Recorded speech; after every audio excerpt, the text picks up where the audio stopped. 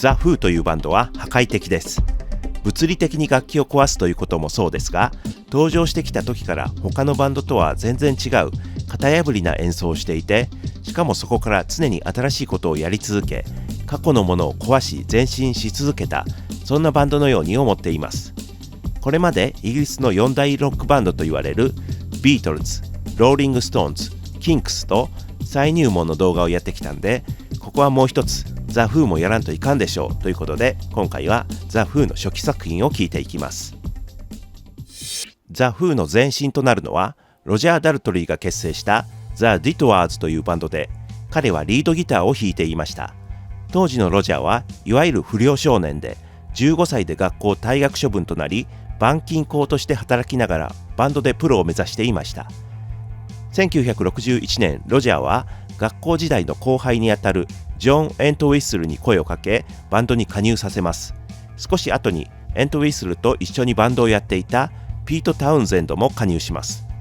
1962年にザ・ディトワーズからボーカリストが脱退すると、ロジャーがリードボーカルとギターを担当しますが、板金の仕事で手を怪我することが多くあり、ボーカルに専念し、ギターはピート・タウンゼンドに任せることになります。1962年、同名のバンドがいることが分かり、ザ・フーに改名。この頃、ヘルムート・ゴードンという人とマネージメント契約を交わし、64年4月にはオーディションを受けますが、その時ドラムのダグ・サンダムにダメ出しが出て、それがきっかけで関係が悪くなり脱退してしまいます。しばらく助っ人ドラマーを雇ってライブを続けますが、ほどなくしてキース・ムーンがザ・フーのライブに訪れます。ライブ中、キースの友人がもっと上手いドラマーがここにいるというようなことを客席から言ったところ、バンドはキースをステージに上げ叩かせます。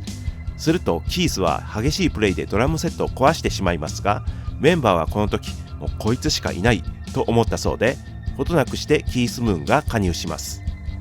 それと近い時期にヘルムート・ゴードンがピート・ミーデンという人を雇い広報担当にします。この人はモッズだったそうで、ザ・フーをモッズバンドとして売り出します。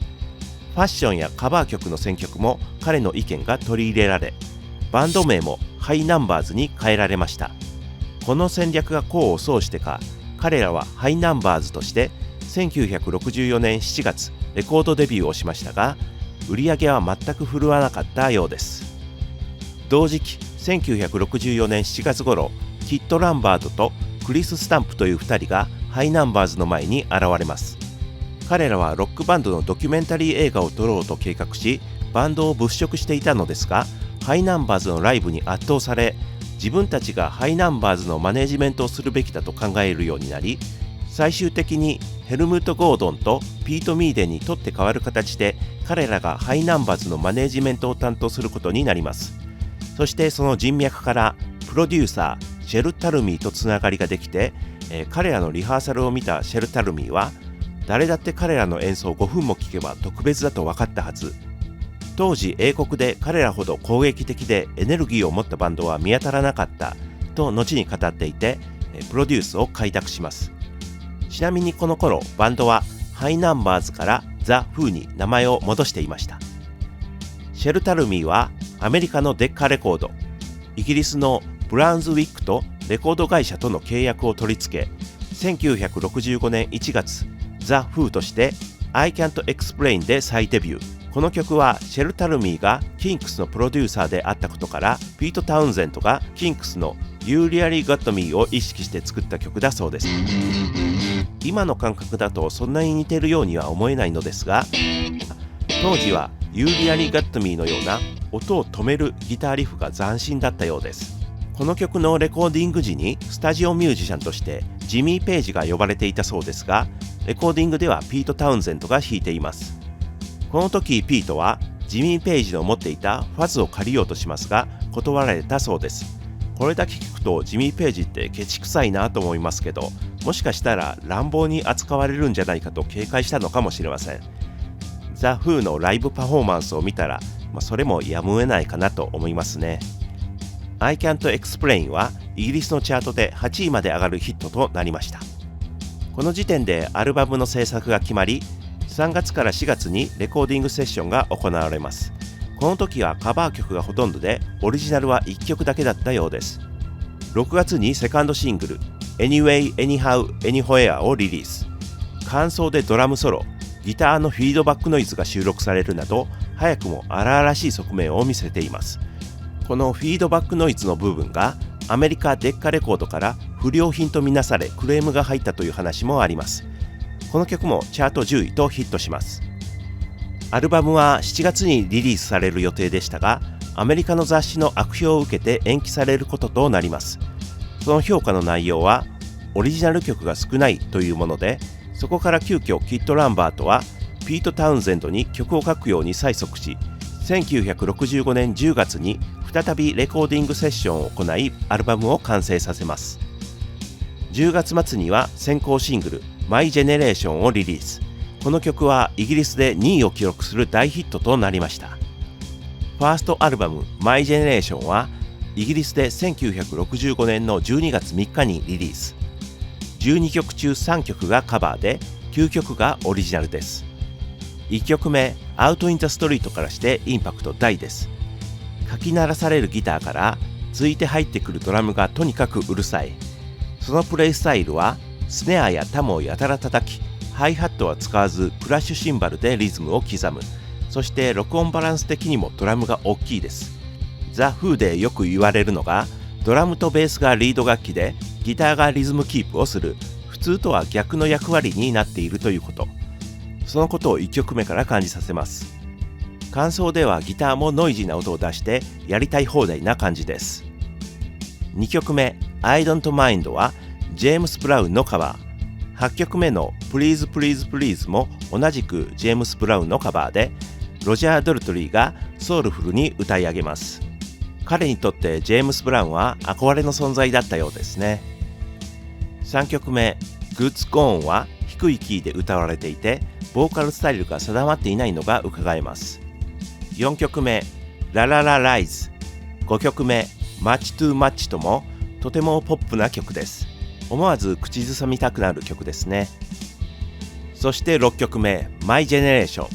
疾走感のある演奏からのツッツッツと詰まるような歌い方、ブリッと歪んだ音色のベースソロなど、当時聴いた人はびっくりしたんじゃないかなと思うインパクトのある曲です。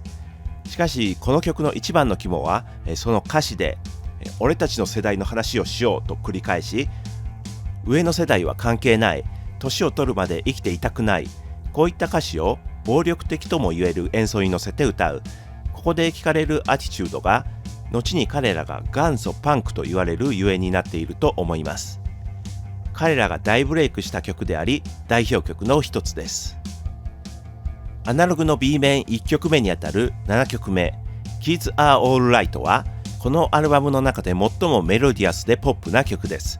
ちょっと切なさを感じるメロディーですが、相変わらず演奏は賑やかでダイナミックです。この綺麗なメロディーと激しい演奏というのがザ・フーの特徴になっていきますよね。これは初期の名曲だと思います。8曲目はジェームス・ブラウンのカバー Please Please Please。 9曲目 It's Not True もポップなロックンロールです。10曲目 I'm a Man はボ・ディドリーのカバー。間奏はかなりノイジーでやかましい演奏になっています。11曲目リーガルマターはアップテンポなロックンロールですが、タイトルは直訳すると法的時効、この後の展開を暗示するような皮肉なタイトルですね。この曲のみピート・タウンゼンドが歌っています。ラスト12曲目 The Ox はインストゥルメンタルで、作曲はタウンゼンド、ムーン、エント・ウィスルとアルバムにピアノでゲスト参加していたニッキー・ホプキンス、この4人の名前がクレジットされています。曲的には4人によるセッションなのですが、ドラムはタムを連打し続け、ベースは歪みすぎて何を弾いているのかよくわかりません。ギターもミスを気にせず弾きまくり、とにかくうるさいこの曲でアルバムは終了します。CD だとボーナストラックがたくさん入っているんですけど、本編はここまでですね。このアルバムはリリースされるとイギリスで5位を記録するヒットとなりますが、プロデューサーシェルタルミーとバンド側で印税の配分などで対立し、1966年2月には結局ザ・フーはシェルタルミーとたもとを分かち、レコード会社を移籍します。そこで録音済みのシングル曲の権利などで裁判沙汰となり、両者に遺恨を残すこととなります。版権とマスターテープはタルミーが所有している状態で、1967年ブラウンズウィークレコードが閉鎖されてしまい、結果このイギリス版ファーストアルバムは廃盤となってしまいます。アメリカでは1966年4月に The Who Sings My Generation として一部の曲を入れ替え、米デッカレコードからリリース。こちらは廃盤にならなかったため、長らく The Who のファーストアルバムはこのアメリカ版のみが入手可能な状態でした。 CD の時代になってもイギリス版はなかなかリーシューされなかったのですが、2002年にシェル・タルミーと The Who は和解し、この My Generation デラックスエディションがリリースされました。しかしこのデラックスエディションに収録されたのはシェル・タルミーが CD 向けに新たにステレオリミックスしたもので、1965年リリース当初のアナログ版とは別物になってしまいました。ちなみに当時のイギリスではモノラル版のみのリリースでした。デラックスエディションのステレオミックスは楽器の分離もよく聴きやすいサウンドになってはいましたが、一部オーバーダビングされたギターなどが入っていなかったり、完全とは言えないものでした。なのでやはり当時の UK オリジナル版と同じ音を求める声が多くあり、2005年に当時のモノラルマスターからアナログ LP でリーシューされ、2008年に同じ音源からこのモノラル版 CD が出ています。このモノラル版、音が歪みっぽくバランスが悪く感じる部分もあるかもしれませんが、音が塊となってドンと出てくる迫力はステレオ版より断然上で、The Who のようなバンドを聴くならこのモノラル版の方が良いなと思いました。デラックスエディションはレアトラックのたくさん入ったマニア向けの商品といった感じになってしまいましたね。もしこれからマイジェネレーションを CD で聴こうという方がいましたら、絶対にこのモノラル版をおすすめします。このマイジェネレーションを聴いていると、カバー曲でこそ R&B をやっているんですけど、オリジナル曲は当時とても斬新なものとして受け止められたんじゃないかなと思います。とにかくやかましくて、若者の持つフラストレーションが音になって現れたような、それでいてめちゃめちゃポップで爽快感がある新世代のロックって感じが伝わってきます。ビートルズ以降、ウゴのタケノコのように出てきたブリティッシュビートバンドのレコードの中でも際立ったデビューアルバムだったのではないでしょうか。はい、The Who の結成からファーストアルバムのあたりまで喋ったんですけど、結構時間が長くなったんで、これ以降の The Who についてはまたの機会に動画にしようと思います。すいません。はい、ではご視聴ありがとうございました。